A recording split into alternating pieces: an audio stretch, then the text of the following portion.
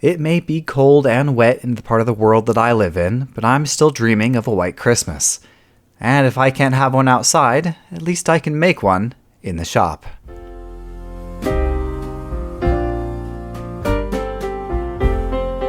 I don't usually mark out any plans for when I'm building projects, but this one I wanted a bit more symmetry, so I did a small little sketch up first to help me make sure that everything is square later on. For the logs in my miniature log cabin, I'm going to be using these cheap little toothpicks.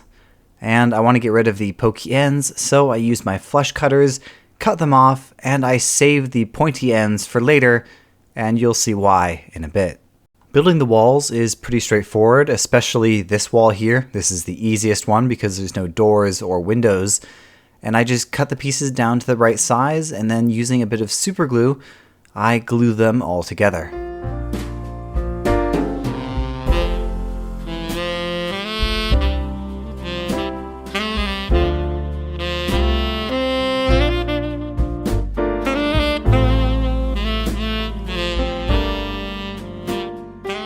Once I stack my toothpick logs up to the right height, I can cut off the angle for the roof, and then I build a second one to match, this time with a door and window. Now, the side of the log cabin is a bit more tricky because the toothpicks I have are not quite long enough to reach end to end with the little pointy bits. So I cut those off and I glue two together to make them long enough to fit across. I can then cut them to size and start stacking them up like the front and the back of the cabin. I try to alternate the center seam so that they're not right on top of each other, just like you would have in an actual house with the siding.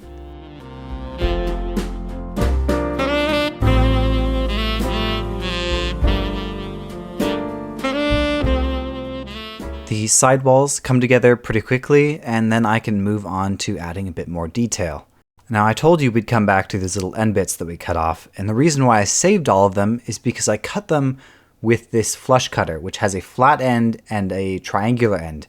As you can see here, that's the triangular end cut. It makes sort of a triangle, I would say. And what I'm going to do is glue them into the seam in between the two toothpick logs. And the reason why I'm doing this is because log cabins on the corners are sort of interlocked, with the logs stacked on top of each other with cutouts like Lincoln logs. I'll show a picture here. And so I glue all my little toothpick points in between all of my logs, and because they have that triangular cut, they fit in quite nice and makes it look like it's the ends of the front and back of the log cabin. And I'll use a sanding stick off camera to even up all of those cut edges. I then make a little door out of a coffee stir stick, and then I can glue together my four walls.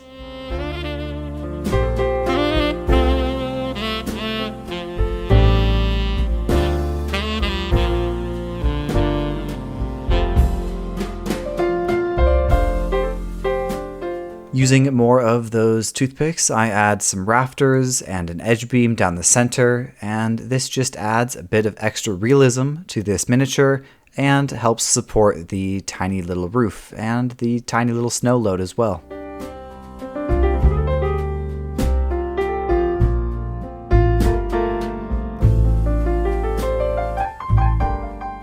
Speaking of the roof, this roof is just made out of a bit of chipboard, and I glue it down to the rafters using some super glue.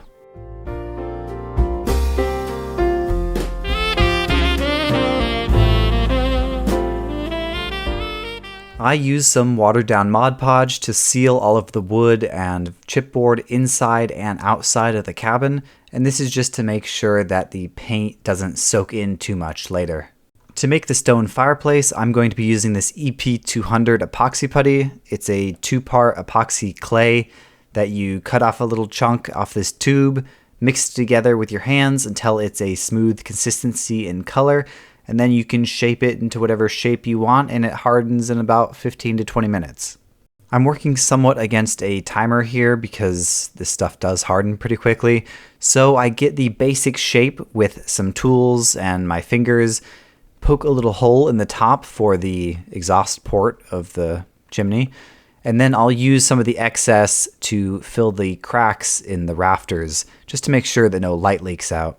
Once it is mostly cured, I can peel it off of the tape and then I can carve in the stones using a scratch awl. I was going to use my Dremel tool for this, but I couldn't find my small bits, so I ended up just doing the whole thing by hand. After a bit more sanding and carving, it's pretty much done and I'm happy with this look. I cut a small slot in the roof of the cabin and it fits nicely, just like this. Everything is ready for painting and I send these outside to get a coat of flat black primer. While that is drying outside, I can start to work on the snow mixture. This is a mix of baking soda, Mod Podge, modeling paste, and a bit of white acrylic paint for extra flavor. I mixed it all up into a pretty thick paste, and then I can use it to basically frost the base of this diorama. This is a wooden hexagon base from the craft store I've used in a lot of my other projects, and I just frost it like it's a cake. I bring the mixture right to the edge, and because it's pretty thick, it doesn't fall over the edge or drip over the edge like thinner paints would. To make sure it's nice and fluffy looking, I sprinkle on some extra baking soda, and then I press the cabin into place just to make an indent to make it easier to glue later. I spritz the entire base with isopropyl alcohol and then I use some watered down Mod Podge to lock all of that extra powder in place. The reason I use the alcohol is to break the surface tension of the water in the glue so that it seeps in a bit easier. Here is the cabin all painted black. I also do a coat of white primer on top of this and then I can move on to painting. I start with this Vallejo charred brown and I'm using my Galeri Mobius 0.3 airbrush and putting on a base layer of that dark brown over everything. And now that we're getting into the painting process, I'd like to take this time to thank my patrons. I know I don't have many of you, but that just makes you guys even more important to me. So thank you very much for your support. If you would also like a shout out in every single one of my videos and access to some behind the scenes photos that no one else gets to see, you too can join my Patreon.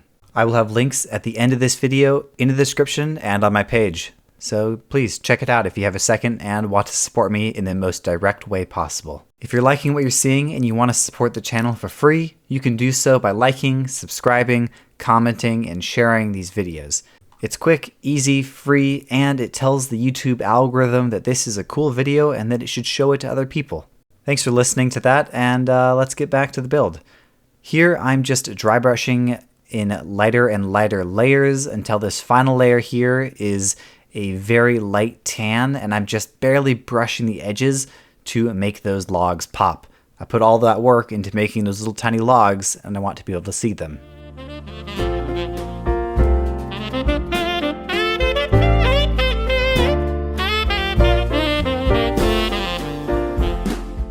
This is just a piece of plastic packaging, and I'm going to cut it into a few squares that are slightly larger than my windows, and these will become the window panes. Right now they are much too clear though, and you would see all of the electronics and the LED inside, so using some sandpaper I rough up both sides to give it that frosted glass look. This will also help it stick better because super glue sticks to rough plastic a lot easier than it sticks to super smooth plastic.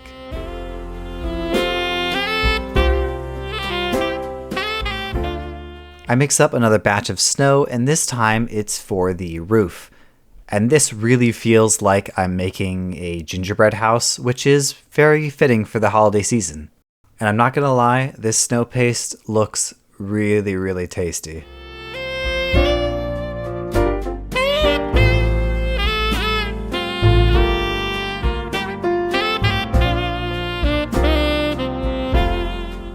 Now that the base layer is dry, I can drill a hole in the side, and this will be for this tiny little rocker switch, which will control the LED inside the cabin.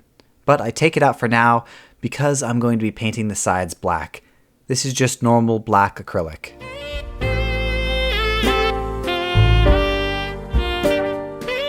Here is my LED setup. It's a warm white 3-volt LED filament, and there's a little piece of plastic tubing on top to try and diffuse it a bit.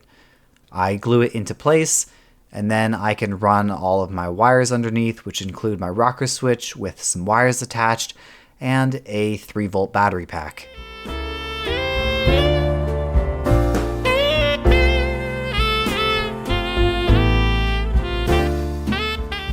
Once all my wires are hooked up, I can attach the cabin and glue it in place, and then I add a bit more of that snow paste around all of the edges just to blend the cabin into the surrounding snow.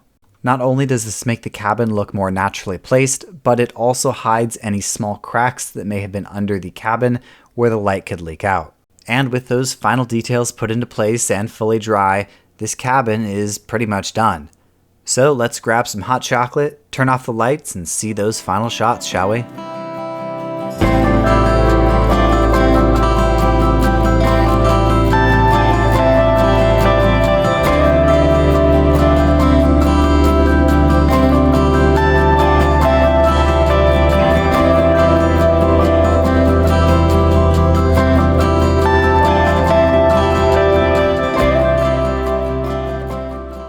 Thank you so much for sticking around till the end of the video. If you enjoyed, please consider dropping a like, consider subscribing. I've got a whole bunch of other videos on my channel, and if you like this one, I'm sure you'll like at least a few others. If you have any comments, questions, or concerns, put them down in the comment section and I'll try to get back to you. I have a whole list of all the tools and materials that I use during my projects down below in the description, so check that out if you're looking for something.